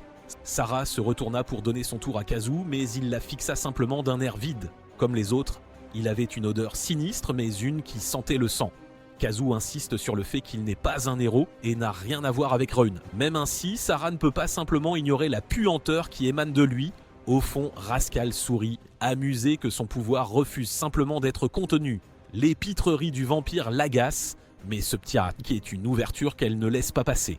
Elle chargea et lança un puissant coup de pied qu'il attrapa d'une seule main, lui rappelant de ne pas être trop arrogante. Lui rétorquant de suivre son propre conseil, elle tourna rapidement, utilisant sa cheville comme pivot, et déchaîna une autre frappe. Il est projeté cette fois et est presque assommé. C'est surprenant de voir à quel point il est tombé facilement victime de cela, mais il n'avait pas encore fini et voulait simplement éviter de la combattre si possible. La lame écarlate est invoquée une fois de plus. Maintenant, tous ceux qui se trouvent sur son chemin doivent payer le prix. Avec l'odeur sinistre du sang qui se déchaîne, il montrait enfin sa vraie nature. Elle se prépare à l'achever magnifiquement. Un barrage de coups apparemment incessant et déchaîné, et il esquive à peine chacun d'eux. Cependant, il tente de contrer si lentement que Sarah l'utilise comme une ouverture pour lui planter un coup de poing profond dans le corps. Au lieu de le blesser, elle est surprise par la sensation alors qu'elle sent un liquide collant la tirer plus près de son corps. Elle ne pouvait pas bouger, peu importe à quel point elle essayait, et réalisa bientôt que son adversaire le faisait exprès. La lame était levée au-dessus d'elle et elle ne peut pas esquiver à temps. Kazu abaissa sa lame mais s'arrêta juste avant qu'elle n'atteigne son épaule. Comprenant sa confusion, il annule sa capacité et dit qu'il ne se bat pas sans réfléchir pour le frisson de la bataille. Il tuera ses principaux ennemis et anéantira l'association des héros, tout cela pour sauver sa sœur qui a été enlevée par eux. Entendant sa raison, Sarah se lève et demande s'il est celui qui a vaincu des héros seul à part elle. Interrogée sur ce qui se passerait s'il l'était, elle lui conseille d'arrêter car continuer à le faire ne ferait que le laisser mort. Cependant, il ne s'arrêtera ni ne mourra tant qu'il n'aura pas sauvé sa sœur. Sa détermination et son entêtement l'irritent et elle soupire de déception, pensant qu'il était un peu beau un instant. Disant vaguement qu'elle doit être la seule à le comprendre, ses oreilles se dressèrent soudainement, entendant plusieurs pas venir vers eux. Mais toi, eux, ne voulant pas être attrapée, elle court et l'encourage à la suivre. Plus tard, Sarah lui offre un verre et s'excuse de l'avoir tant frappé. Mais une canette de soda couvre à peine tous les coups qu'elle lui a infligés. Elle a décidé d'ignorer l'odeur sinistre qui émane de lui pour l'instant, ce qu'il dit sarcastiquement être une grande aide. Puisqu'ils en sont là, il a une autre question qu'il aimerait poser. Étant donné sa force, son apparence et son sens de la justice, pourquoi ne devient-elle pas simplement une héroïne ? Il y a longtemps, elle a été repérée par un héros bien connu. Il a proposé de la promouvoir comme sa partenaire, mais seulement si elle passait une nuit avec lui, elle aurait eu la gloire et l'argent. Mais ce n'était pas quelque chose qu'elle pouvait faire. Après tout, qui voudrait embrasser du vomi sur le bord de la route ? Juste comme ça, elle l'a rembarré et il l'a juste regardé, déjà prêt à la mettre sur liste noire de l'industrie. Personne ne l'a cru. Kazu suppose qu'il y avait d'autres façons de mieux gérer cela, mais même elle a des limites. Il sourit enfin, la reconnaissant comme une femme admirable. Le compliment soudain la fait se retourner et rougir, mais elle reprend confiance et dit juste qu'elle le sait déjà. Sur ce, elle se lève et s'éloigne, lui disant de bien retenir son nom. Au milieu d'un bureau, un bulletin d'information rapporte le criminel ciblant les héros. Un héros sourit en entendant cela. Entouré d'hommes tombés, il sourit d'amusement, disant que les choses deviennent enfin intéressantes. Lui, Dragon, était prêt à jouer le rôle du héros imbattable. De retour au café, le même reportage sur le chasseur de héros passait à la télévision.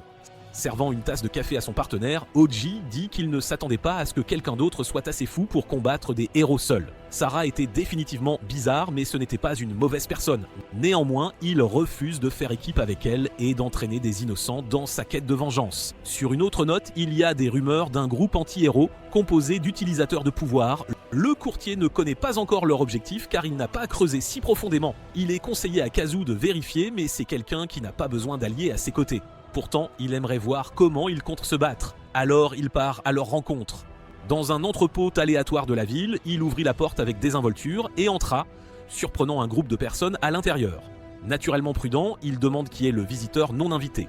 Il est déçu de voir que Sarah n'est pas là. Juste à ce moment-là, un homme s'approcha de lui, lui demandant s'il savait quel type de groupe ils étaient. Ce sont un groupe de personnes qui veulent faire taire les héros pour de bon. Confirmant cela, l'homme prend une profonde inspiration et souffle de la fumée de cigarette sur son visage. Kazu le met en garde de ne pas faire quelque chose d'aussi impoli, à moins qu'il ne veuille se faire tuer. Agacé par le gamin arrogant, l'homme jette sa cigarette et recule en tenant les chaînes enroulées autour de son corps. Il balance et le lance sur le nouveau venu, déterminé à lui donner une leçon. Mais les maillons d'acier se brisent avant même d'atteindre sa cible. Ils s'entrechoquent au sol et tout ce dont Kazu avait besoin pour le maîtriser était une petite blessure.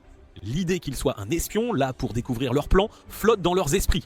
Entendant cela, il est mis en garde de ne pas le confondre avec les héros pathétiques. Alors que le combat était sur le point de s'intensifier encore plus, Dan intervint, conseillant à son camarade de s'éloigner avant de le regretter. Il sourit et s'approche du nouveau venu, concluant déjà qu'il doit être le chasseur dont tout le monde parle. Le voyant hausser les épaules, il fait de même et passe à autre chose car un membre supplémentaire ne fait que jouer en leur faveur. Kazu dit qu'il n'a aucune intention de se joindre et veut juste voir comment ils vont exécuter leur plan. Puisqu'il est si déterminé à entendre comment ils vont combattre les héros, Dan révèle l'idée de semer le chaos dans les rues animées où ils n'auront d'autre choix que d'aider. Un héros arrogant se montrerait et serait écrasé par quelqu'un se fondant dans la foule. Cela dit, les héros sont pourris et pourraient même ne pas se montrer pour sauver les innocents. Si cela arrive, ils peuvent juste blâmer les héros et détruire la confiance du public en eux. Kazu comprend enfin suffisamment leur plan et soupire devant leur idée décevante. Ils vont utiliser des civils sans aucun scrupule, mais il ne veut pas en faire partie. Le laisser partir après avoir entendu leur complot n'est pas une option, bien qu'il soit toujours un atout majeur. Ainsi, Dan le défie en 1 contre 1 ou perdre le ferait rejoindre leur groupe. S'il gagne, alors il sera autorisé à rentrer chez lui en un seul morceau. Dans tous les cas, ils n'ont aucune intention de le laisser partir paisiblement. Kazu se prépare et se tient prêt pour le combat inévitable. Son épée leur est révélée pour la première fois, mais cela n'ébranle même pas Dan qui montre juste un tas de boules entre ses doigts. Les serrant fort, il les jette soudainement sur l'ennemi. Il a réussi à esquiver, mais l'endroit derrière lui a soudainement explosé avec une puissance immense. Dehors, quelqu'un qui passait sent les secousses de l'explosion et son intérêt est instantanément piqué. Kazu est surpris par les explosifs inattendus. Le pouvoir de son adversaire est de transformer tout ce qu'il touche en bombe. Il sauta haut au-dessus de sa cible et dispersa un tas de bombes autour de la zone. La plupart des dégâts sont légers et tout ira bien tant qu'il n'est pas touché directement. Alors qu'il chargeait, il trouve Dan apparaissant soudainement à côté de lui, lisant complètement ses mouvements. Il se tourne pour frapper, pensant avoir l'avantage à cette distance, mais Dan s'y attendait déjà. Il est choqué que l'homme ait vu à travers ses mouvements. Ils sont sur le point de s'affronter à nouveau quand Draco arrive et les sépare. Le héros leur rappelle qu'ils ne devraient pas oublier à quoi servent leurs pouvoirs, surtout qu'ils sont tous deux doués. Il ajoute que puisqu'ils sont puissants, ils devraient devenir des héros qui peuvent protéger tout le monde et apporter la paix à l'humanité. Se souvenant de sa sœur, sa colère envers les héros se rallume et il déclare que les héros ne sont rien d'autre que de la racaille pourrie. Il balance son épée sur Draco et déclare que les héros sont ses ennemis. Le héros sourit, le reconnaissant comme celui qu'ils appellent le chasseur de héros. Kazu ne confirme pas cela et continue d'attaquer. Soudain, une chaîne s'enroule autour du bras du héros. L'homme d'avant observe depuis les coulisses et bien que l'attaque ne fasse pas partie du plan, il peut dire que c'est la chance parfaite d'anéantir certains héros. Les autres annihilateurs de héros attaquent Draco tous en même temps, cherchant à l'achever. Malgré cela, il les maîtrise avec une facilité déconcertante et reporte son attention sur Kazu. L'homme brise la chaîne qui l'entoure. Pendant ce temps, Dan lance des bombes sur le héros et le piège dans une explosion. Un sourire diabolique éclaire son visage, persuadé d'avoir gagné. À sa grande surprise, Draco est déjà à ses côtés sans la moindre égratignure. Dan est déstabilisé par la vitesse du héros et lance des bombes de manière désordonnée sur son ennemi. Draco se moque de lui disant de mieux viser s'il veut le toucher. Soudain, un groupe d'adolescents ouvre le portail de la cachette après avoir entendu l'explosion. À cause de cela, l'homme a l'occasion de les attaquer alors que le héros est distrait. Draco intervient rapidement et bloque l'attaque de son corps, se blessant au passage. L'homme célèbre en voyant son attaque touchée, traitant le héros d'idiot pour avoir protégé les citoyens. Draco affirme qu'il n'est pas idiot, mais un héros loyal dont le but est de protéger les innocents. L'homme et son groupe le trouvent irritant et décident de l'achever une bonne fois pour toutes. Cependant, malgré leurs efforts combinés, Draco reste le plus fort et les vainc tous d'un coup, même s'il est blessé. Après s'être occupé d'eux, il reporte son attention sur Kazu. Kazu lui tire dessus avec son pouvoir sanguin, mais il esquive facilement. Sur ce, Kazu commence à fuir le héros. Il regarde Dan et pense qu'il a risqué sa vie pour laisser son camarade s'échapper. Il presse la tête de l'homme au sol avec son pied, pensant que si Kazu n'avait pas esquivé ce couteau, l'explosion l'aurait frappé de plein fouet. Il s'empêche de trop réfléchir, se disant qu'il ne laissera plus Kazu s'échapper. Pendant ce temps, dans sa résidence, Rascal demande à Kazu pourquoi il n'a pas combattu. Kazu avoue qu'il trouve Draco un héros décent, donc il ne l'a pas blessé. Cependant, Rascal souligne qu'un vrai héros se mettra inévitablement en travers de son chemin. Il est donc préférable de s'en occuper immédiatement. Dans ce cas, Kazu devra en finir avec Draco le moment venu. Rascal espère que cette hésitation ne lui coûtera pas la vie à l'avenir. Pendant ce temps, au quartier général, le directeur rassemble les héros pour discuter des récents incidents du chasseur de héros dont tout le monde parle. Il leur ordonne d'attraper le chasseur de héros et de mettre fin à sa folie. Layla s'avance et se porte volontaire pour la mission, jurant d'éliminer cette menace pour les héros et l'humanité. Kazu se promène dans une zone de bâtiments délabrés exactement comme Oji le lui avait dit lors de leur rencontre.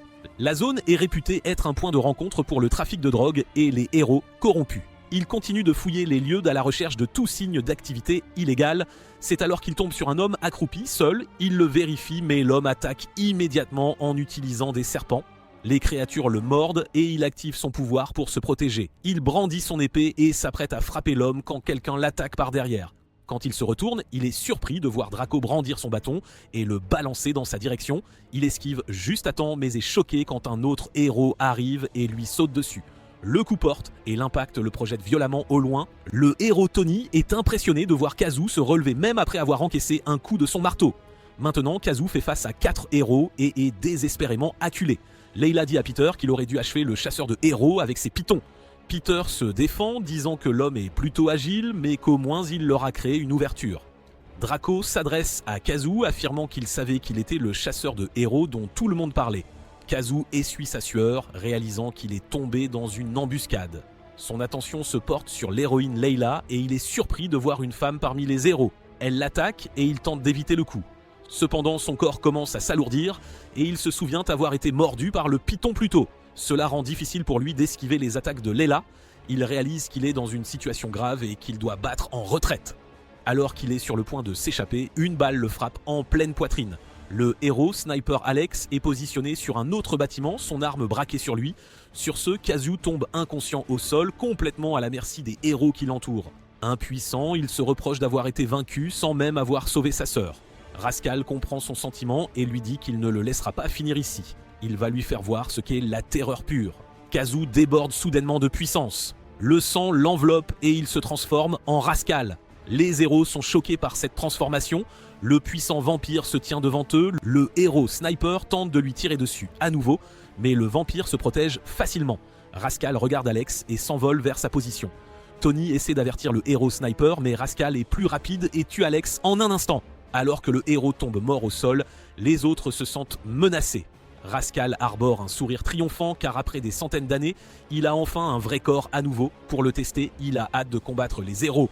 Draco crie aux autres héros d'être prudents, les avertissant que celui qu'ils affrontent est formidable. Cependant, Tony trouve cela excitant et attaque le vampire. Rascal est également ravi et reconnaît que s'il avait reçu un coup direct, il aurait été blessé. Tony balance son marteau sur lui, mais le vampire l'arrête d'un seul doigt. Pendant qu'il combat Tony, Peter apparaît par derrière et tente de maîtriser Rascal avec ses pitons.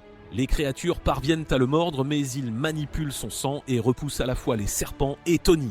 Il exprime son dégoût qu'ils essaient tout d'utiliser du poison sur lui, alors qu'il est le maître du sang. Voyant les autres vaincus, Layla tente aussi une attaque, mais il la jette facilement de côté. Il rit de ses ennemis, affirmant que les héros de cette génération sont faibles et ne font pas le poids face à lui. Draco charge sur lui et frappe avec son arme, mais Rascal esquive rapidement chaque coup. Il reconnaît la technique de Draco, mais affirme qu'il est encore bien en avance sur lui. Il arrache l'arme de Draco et la pointe sur la gorge de Layla, menaçant de la tuer si quelqu'un bouge. Quand les héros hésitent, il se moque d'eux pour leur cœur faible.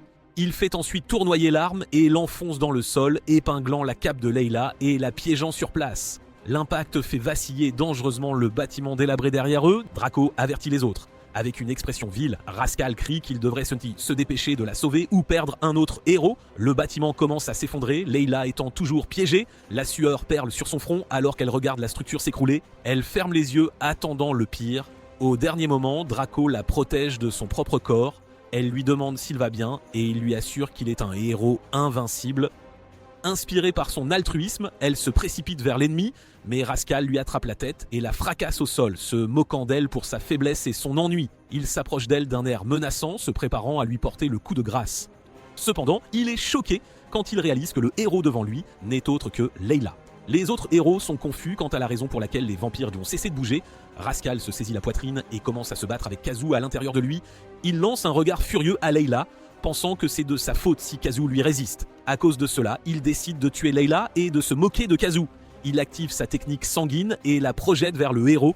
Draco se précipite vers Layla, cherchant à la protéger de l'attaque. À leur grande surprise, Kazoo reprend sa forme et est celui qui absorbe le coup, sauvant Layla à la dernière minute.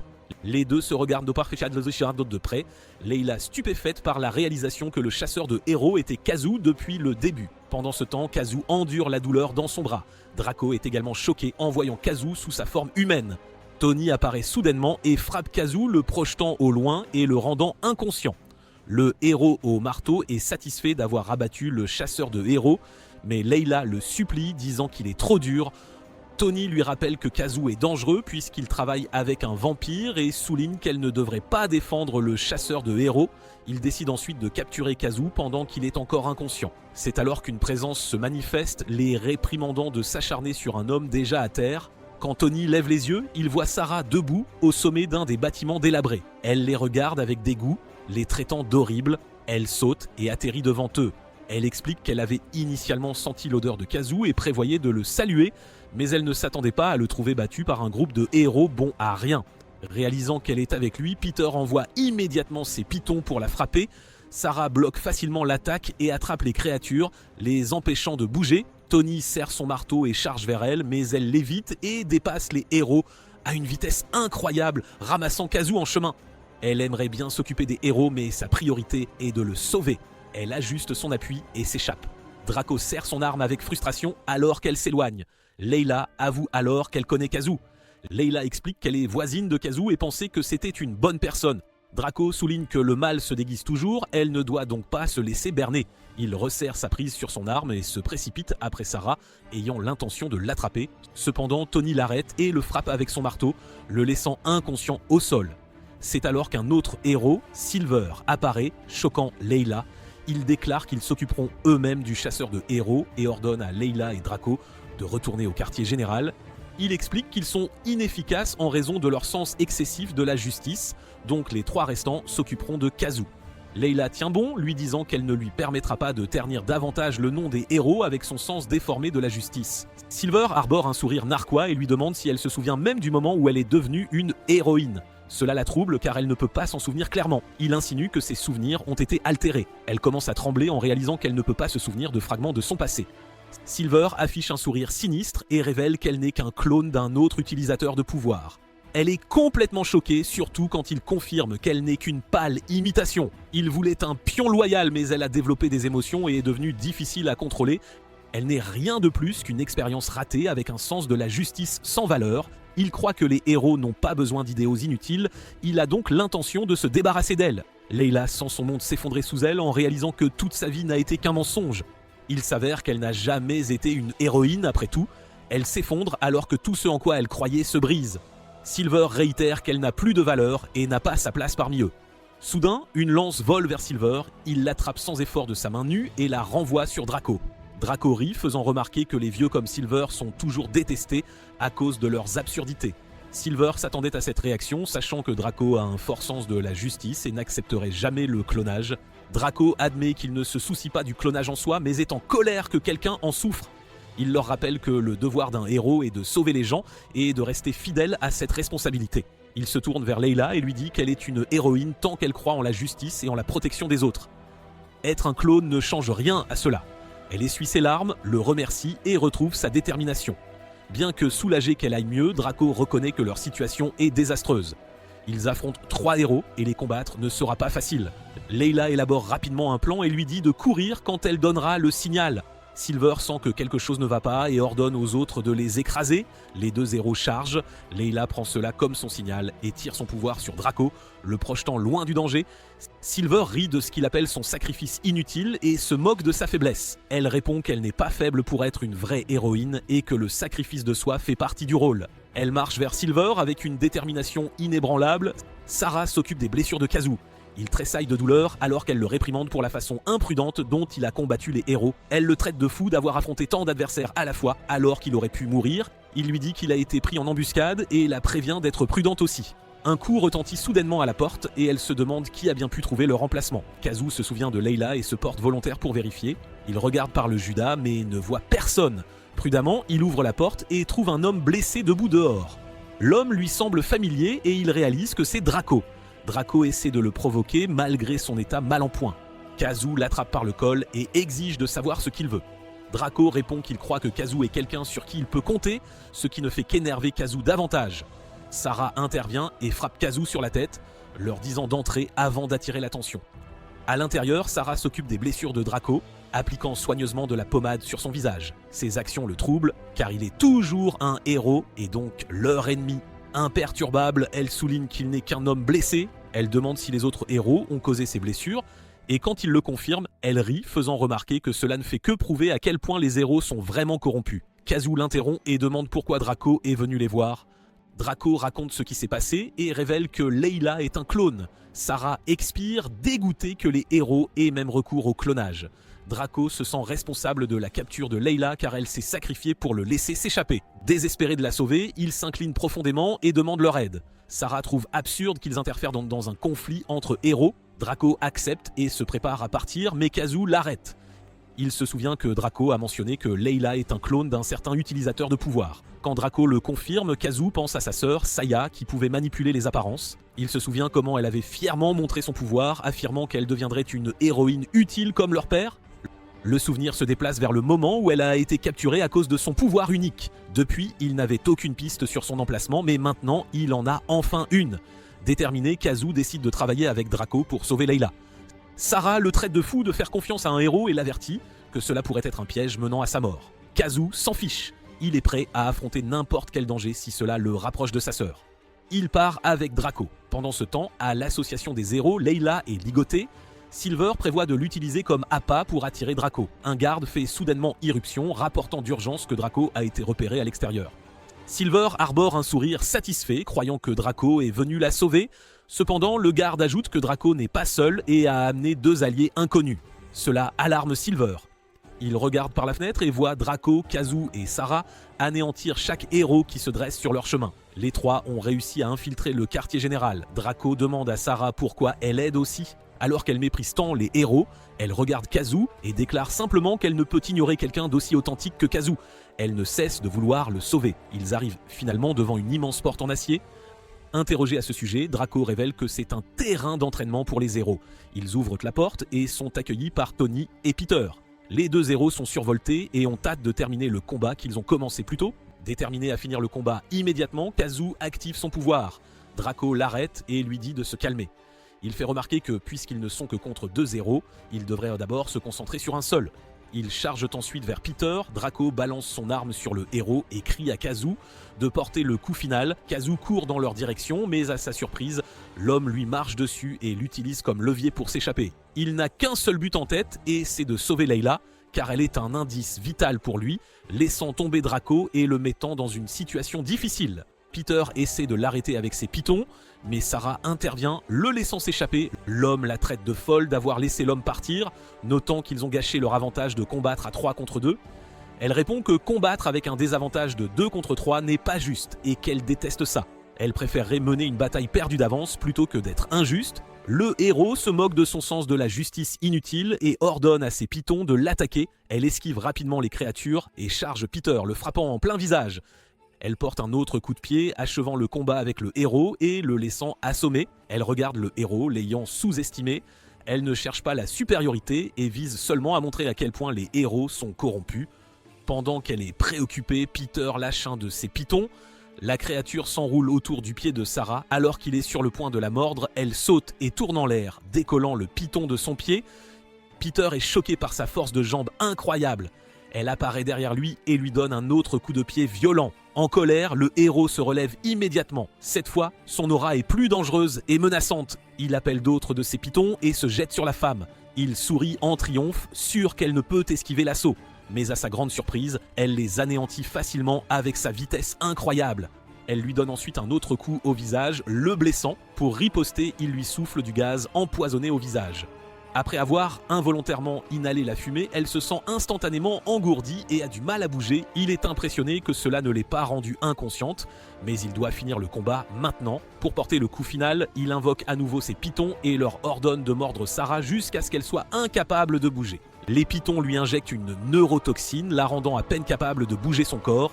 Il la trouve impressionnante, lui demandant pourquoi elle continue de se battre. Elle se remémore alors 15 ans en arrière, quand elle n'était qu'une petite enfant prenant un repas tranquille avec sa mère chez eux. Elle rêvait d'être une héroïne quand elle était encore une fille innocente. Cependant, elle avait déjà été trahie par un héros. Le héros l'a invitée dans sa chambre et lui a proposé de faire d'elle une héroïne star si elle passait la nuit avec lui. Elle l'a traité d'escroc et était sur le point de quitter la pièce quand il l'a attrapée de colère. Elle l'a ensuite frappé du pied, le faisant trébucher et s'accroupir de douleur. Elle lui a dit au revoir en le mordant et est rentrée chez elle. Sa mère n'était pas vraiment impressionnée par ce qu'elle avait fait. Elle était surprise qu'il soit un vrai héros après tout, car il voulait profiter d'elle.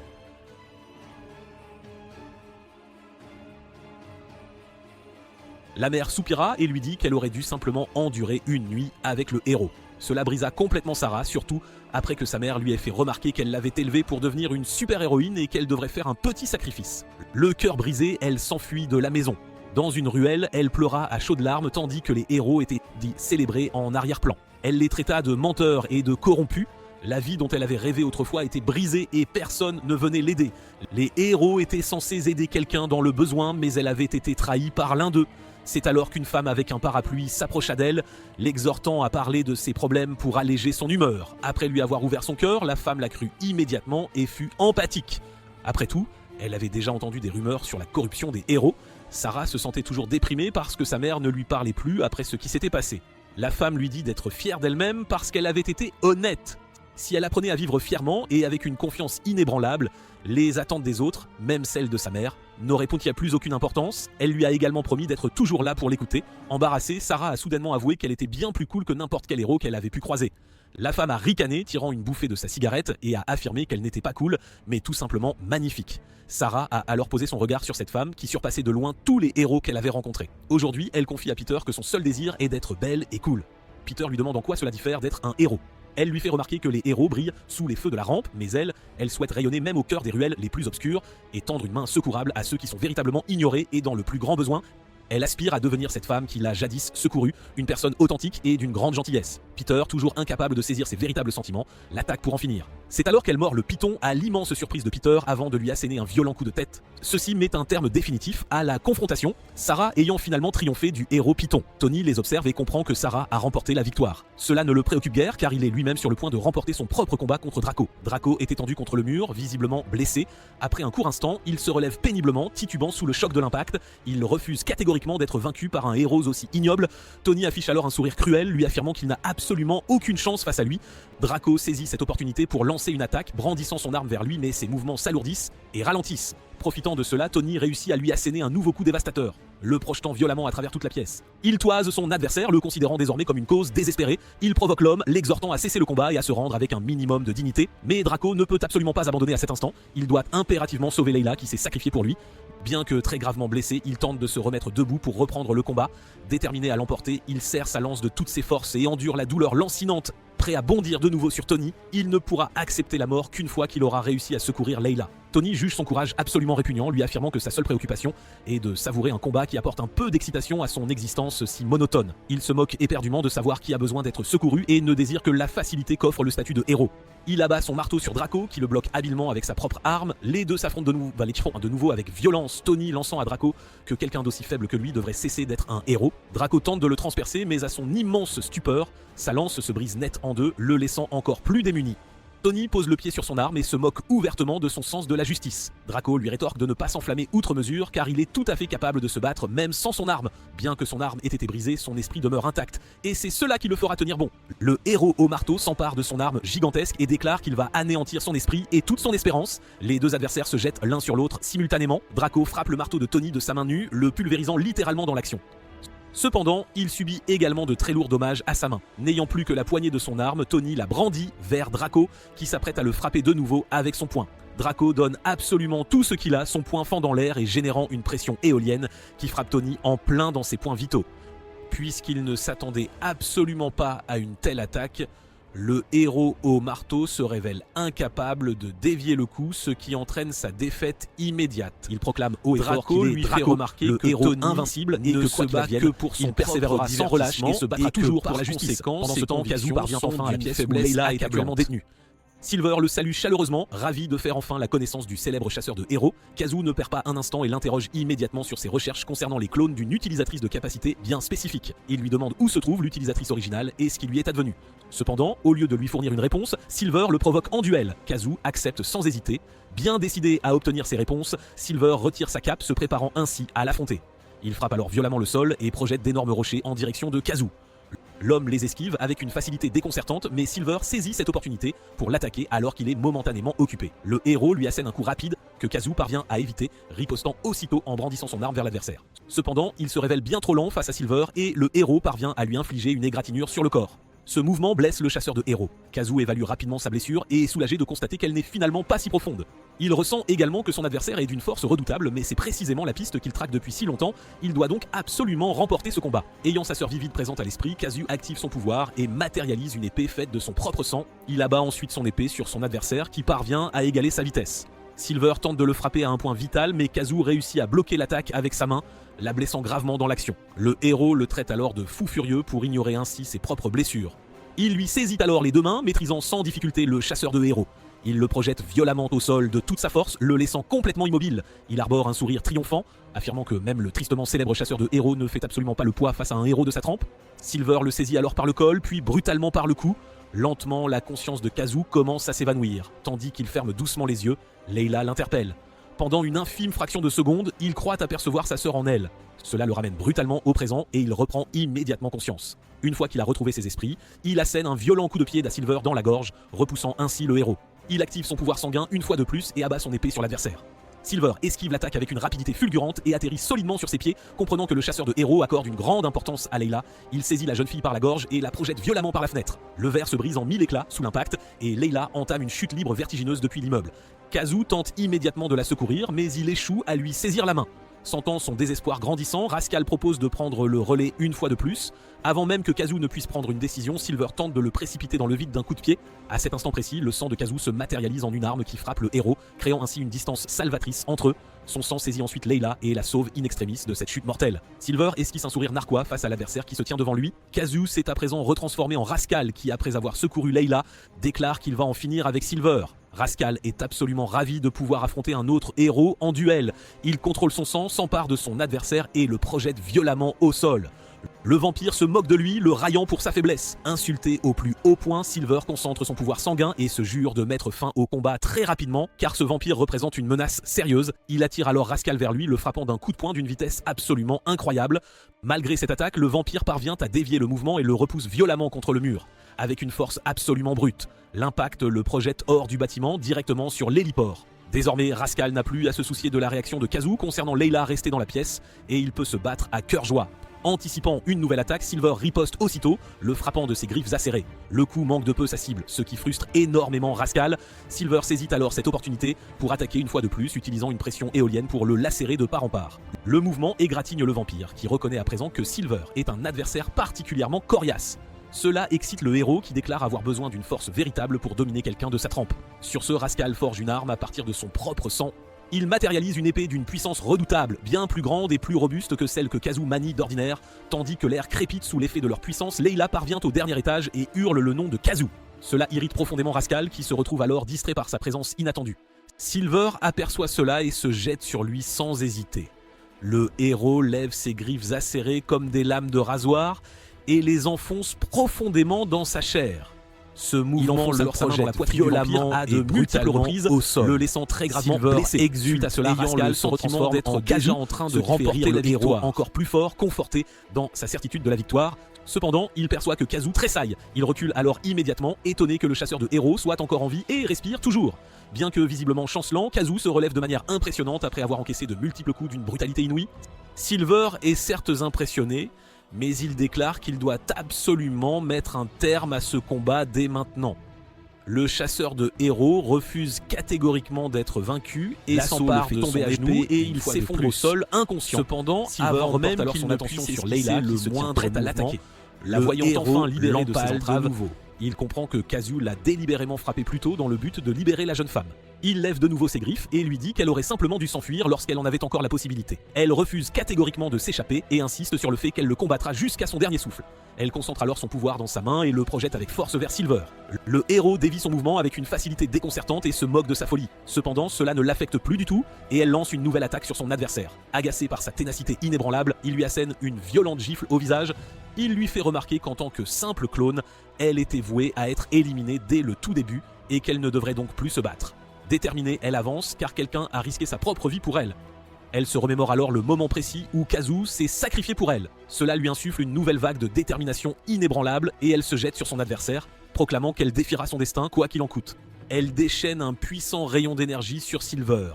Le héros endure la douleur intense de son attaque. Il lui saisit ensuite la tête et lui assène de violents coups de genoux avec une force brutale. Le choc la projette à travers toute la pièce. Misérable copie comme elle ne pourra jamais l'emporter face à sa puissance. Silver la piétine, elle lui agrippe le pied et concentre toute sa force, déclarant qu'elle n'abandonnera jamais car elle croit fermement en la justice et qu'elle continuera d'être une héroïne même si elle n'est qu'un simple clone. Sur ce, elle prend le dessus sur Silver et le projette loin d'elle. L'homme recule d'un pas, grinçant des dents de rage, elle lui saute alors dessus et lui assène un coup de pied en plein visage. Tant qu'elle en a encore l'occasion, elle lève sa jambe et lui inflige un autre coup brutal à la tête. Frustré au plus haut point, Silver jure qu'il la punira sévèrement dès qu'il parviendra à la maîtriser. Elle n'arrive pas à croire qu'il puisse encore se tenir debout après avoir encaissé la totalité de son assaut. Il lui fait remarquer que c'est précisément pour cette raison qu'elle n'est qu'une imposture, car elle ne pourra jamais le vaincre. Il lui agrippe la jambe et lui fait remarquer qu'un véritable héros se sert d'une arme. Il s'apprête à la poignarder avec son arme, mais à son immense stupeur, Kazu a retrouvé ses forces et se tient désormais juste derrière lui. Le chasseur de héros le mord alors et aspire son sang, lui dérobant ainsi sa capacité dans l'action. Il abaisse son regard sur le héros qui s'effondre inconscient au sol. Layla se précipite vers lui et lui demande avec inquiétude s'il va bien. Lorsqu'il confirme qu'il va bien, elle le remercie chaleureusement de lui avoir sauvé la vie. Il lui exprime également sa profonde gratitude car elle a grandement contribué à la défaite de Silver. Elle manifeste aussi son intention de révéler au monde entier la corruption de Silver et de tous les autres héros. Sur ces mots, Kazu lui demande si elle a également l'intention de le capturer, lui, le fameux chasseur de héros. Après un court silence, elle confirme qu'elle se doit de l'arrêter, car il représente toujours une menace sérieuse pour l'association des héros. Il ne peut absolument pas se faire capturer pour l'instant, alors Kazu active son épée de sang et se prépare à l'attaquer. Elle reconnaît qu'il l'a secouru et lui en est profondément reconnaissante. Mais malgré tout, elle se doit d'accomplir ses devoirs de héroïne. Il lui fait remarquer que s'en prendre à des héros corrompus ne devrait en aucun cas être considéré comme un crime, puis il l'attaque avec son épée. Elle esquive habilement et lui assène un coup de pied. Elle rassemble alors son pouvoir magique, le concentrant en une sphère d'énergie incandescente et la projette avec force dans sa direction. Il lève son épée pour dévier son attaque, insistant sur le fait qu'il n'a absolument pas tort de combattre ses héros. Il neutralise avec succès son pouvoir et pointe son épée de sang directement vers elle. Il ajoute qu'il ne reste plus aucune véritable droiture dans la société actuelle et que tous, d'une manière ou d'une autre, sont corrompus à leur façon. Layla grince des dents, sachant pertinemment au fond d'elle-même qu'il a raison sur ce point. Elle jure cependant de changer les choses et s'efforcera de créer un monde où les héros seront véritablement l'incarnation même de la justice et de l'équité. En entendant ces mots, Kazu dépose son arme, admiratif de sa sincère intention d'aider les gens. À son immense stupeur, Silver se relève et s'apprête à frapper Layla. Il vient de nouveau à son secours et enfonce sa main profondément dans la chair de Silver. Le héros refuse catégoriquement d'être vaincu et le pousse par-dessus la balustrade, l'entraînant dans sa chute. Layla hurle le nom de Kazu tandis que tous deux tombent en chute libre vertigineuse depuis la tour. Elle se précipite hors du bâtiment du héros et découvre Silver gisant mort sur le trottoir tandis que Kazu est introuvable. Plus tard, elle tente de rendre visite à Kazu dans son appartement, mais un voisin l'informe qu'il a déménagé il y a de cela quelques jours. En rentrant chez elle, elle se jure à elle-même qu'un jour, elle mettra la main sur Kazu personnellement et elle le nomme son héros. Pendant ce temps, il est annoncé à travers tout le pays que Silver et ses sbires ont été arrêtés en raison de leurs nombreux crimes. L'héroïne Layla promet solennellement qu'elle ramènera la société des héros à sa gloire d'antan. Après la conférence de presse, elle se murmure discrètement qu'elle ne s'arrêtera pas tant qu'elle n'aura pas solidement établi sa propre vision de la justice. Un braquage est en cours dans une banque. 2 hommes armés sont affairés à dérober de l'argent lorsque Draco apparaît et sauve les personnes innocentes présentes à l'intérieur. Ailleurs, Sarah se dresse au sommet d'un immeuble baigné par la lueur argentée du clair de lune. Elle perçoit un cri strident et décide qu'il est grand temps de châtier le mal. Dans un laboratoire, une jeune fille est attachée impuissante à une chaise. Le héros qui se tient devant elle a l'intention de l'utiliser comme sujet d'expérimentation pour sa propre tentative de clonage. La jeune fille gémit de terreur et murmure qu'un jour, la punition divine viendra hanter cet homme. Le héros éclate de rire, affirmant que les seuls dieux de leur monde sont les héros et qu'elle ferait donc mieux de l'adorer, lui, à la place. Soudain, il cesse de rire après avoir perçu une autre présence à l'intérieur de la pièce. Kazu émerge des ombres et se moque de lui, le raillant de se comparer à un dieu alors qu'il n'est rien d'autre qu'une misérable racaille. Le héros se prépare à l'affronter tandis que Kazu active son pouvoir sanguin prêt à bondir sur son adversaire.